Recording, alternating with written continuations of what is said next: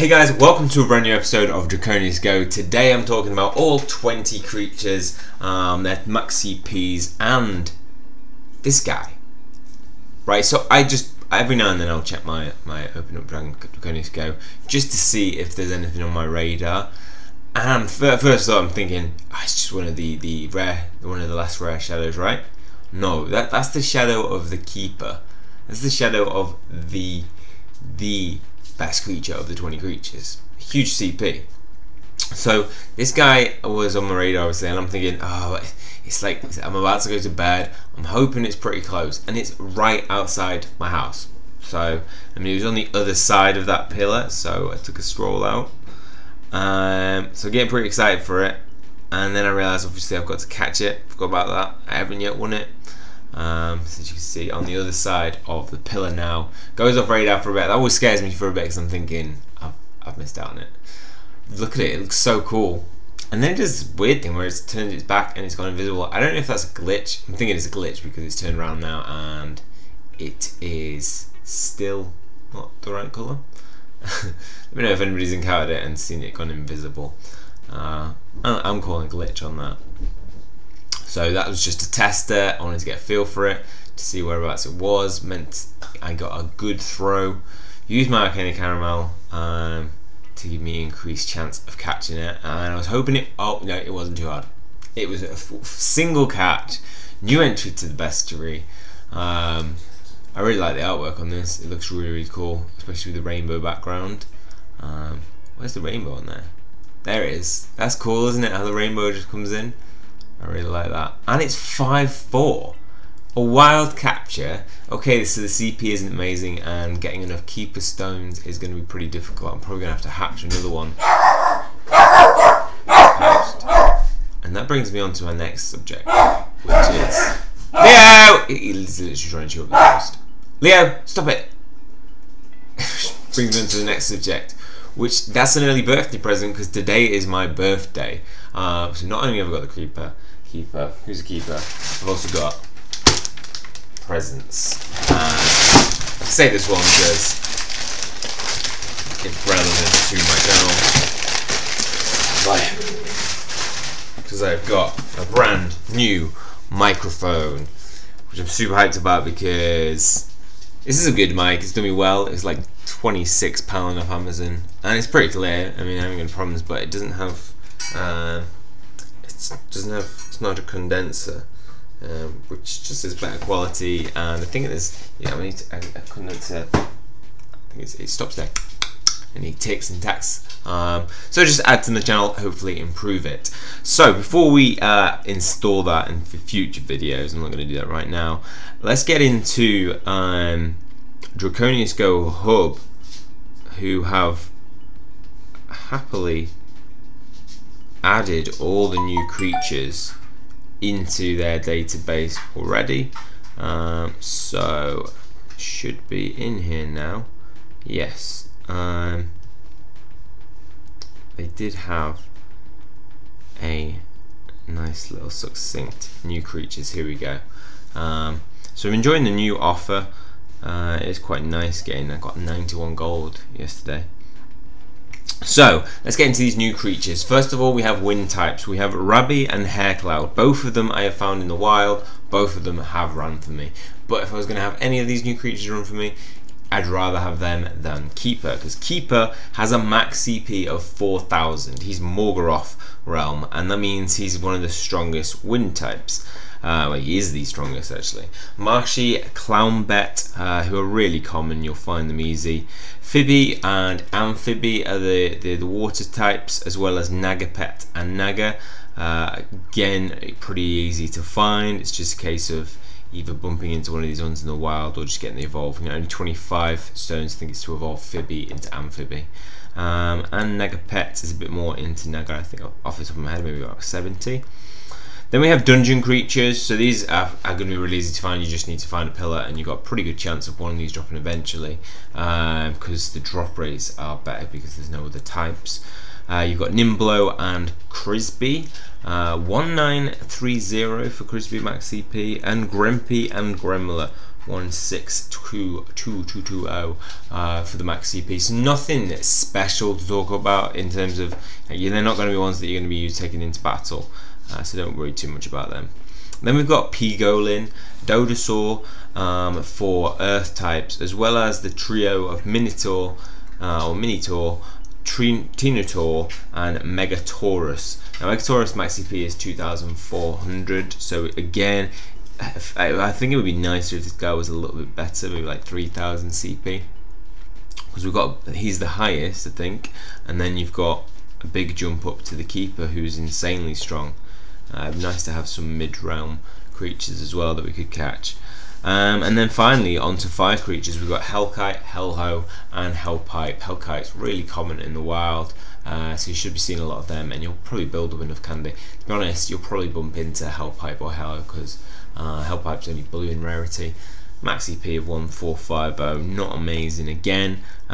So once you've got the Keeper, which I'm really happy about, I should now, and you guys should if you get it, be able to catch the other guys and get these completed in my bestiary, which will kind of be nice for this round of new creatures, because there's always that little thing of when you get new creatures, it just adds to them. And I've even got Leviathan, Aramasp, and Armorang as my rare red rarity creatures to get now, and knocking Keeper off there means that they stay. I will probably, once I've kind of just grinded a bit on these,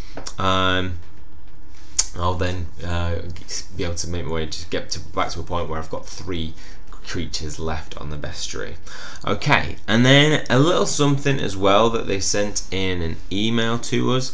So if I go to friends, they actually sent us the creatures and the parameters. So they've informed us with this spreadsheet, which is really good. Thank you, Ellen, for sending this out. It tells you everything that they'll hatch from. So obviously, like your Keeper hatches from a gold and a 10k egg, and your rest are 5ks, I believe. I don't think Tinosaur is, actually might be in a 10k. Where are we? Megasaurus, yeah, is a 10k, and Tinotaur can hatch from a 10k as well. So not great if you get them from a 10k, because they're going to be as common as Ronolf, and I've bumped into him plenty of times in the wild. But this obviously tells us all the possible move sets, which is nice, so you can see what you're aiming for, whether you can get certain moves, and also tells us the stones that were needed. But the bit I'm most interested is this section, the CP modifiers, which tells us exactly how the modifiers work and calculate CP. We have 1 as gold 5/5, so if you've got that shiny 5/5, that means you've got a CP modifier of 1. What that means, the way that's worked out, is you take their max CP and multiply it by 1, and that will give you their max CP. If it's 4/4, you've got a range of 0.95 to 0.975. You would times it by the max CP again. So obviously if it was 4000 and you were timesing it by 0.750, you'd have a max CP of 3000. So Keeper at 1/1 quality will be anywhere between 3000 and a little bit higher, because it's 0.825 is the max. So it does indicate that these are not, if you've got 1/1, it's not guaranteed that it's 1/1 doesn't equate to 1/1. It could be like 1.25, 1, and then you could have 0.75 and 1. If you get what I mean in terms of quality, that's why they've got a range between 0.75 and 1/1 to 0.25. What's interesting there as well is in the CP modifier for 5/5 quality, it says that there's 0.9925 to 1.0000 reoccurring. What that would indicate is that you can have a creature that doesn't have 5/5 shiny, so it's not gold, and it could still be 1. It could still be max CP. Whether that's true or they just I don't think they'd accidentally have done it. It must be. You must be able to, but then it'd be why would it not go to gold 5/5? I don't know. Probably maybe it's just taking into account the 5/5 for a gold type as well. And we've also got the CP modifiers per level. So if you're at level 40, that's where you're going to hit the max CP, where you can power your guys up to a level 40 and get that full 4,000 if you've got, say, the Keeper or Morgroth. And if you're at around about let's say 20, if you're at level 20 and you've got the Keeper and you max it out, you're going to be able to get 3,000 CP on that guy. I'm at 27, so I'm going to be a bit higher than that, 3250, somewhere around there. So it's gonna, obviously it goes to level 40, and that's going to be pretty tough to get. The highest I've seen, I think, is somebody at level 34, maybe even 35. Can't remember. Anyway, if anybody's higher than level 34, please show me a picture in your description, because props to you, that's some hard work.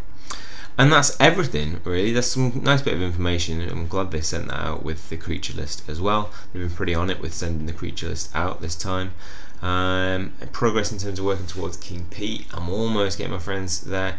It's going to be a bit of a stretch. Remember, you've got till the 26th of February. A lot of people not that happy about this on Facebook and some of the groups. You can see, I mean, there was a support message that went out to somebody who'd complained about it, saying that they made the decision to do that, and so that's what I mean by that is they're going to put him, King Pete, in the shop where you can buy him and in 10k eggs. The reason they've done that is that they weighed that up against actually banning people's accounts for doing it. So it's better for the players that they don't get banned, the people who are, but then maybe they should be banned. I don't know, what do you guys think? I think that they're at a tentative position where you don't want to lose a player base, and if you send out bans and a ton of people doing, let's say if 20% of people are doing it, you're going to lose a lot of your player base, and maybe some of that income that goes with it too. And some of the decisions are gearing towards making money, which I respect, in terms of, you know, you have to do that as part of a mobile app. You've got to, it's a business as well, because you've got to pay the salaries of the people who are working on it. So it's a difficult balance, I think, for any company with a game. And remember, you don't have to pay the money, although they've made decisions. It just can be a little bit irritating when, you know, there are people who are buying things and they're getting that advantage. But I think, you know, it doesn't affect. I come back to what I always usually say, and that is, it doesn't affect. There's no ranked PvP at the moment, so it shouldn't really affect the game, unless you're fighting for arenas and you got somebody with really strong. But I've never fought for an arena, not since the beginning, because I just put my creatures in there and then they get knocked out by champions. Okay, well, that's all for this video. Hopefully you enjoyed it. Let me know your thoughts on some of these subjects in the description below. I always love to hear from you. And that's it. If you've enjoyed this video, please hit the like button, hit subscribe if you want to keep up to date with future content. That's all from me. See you soon.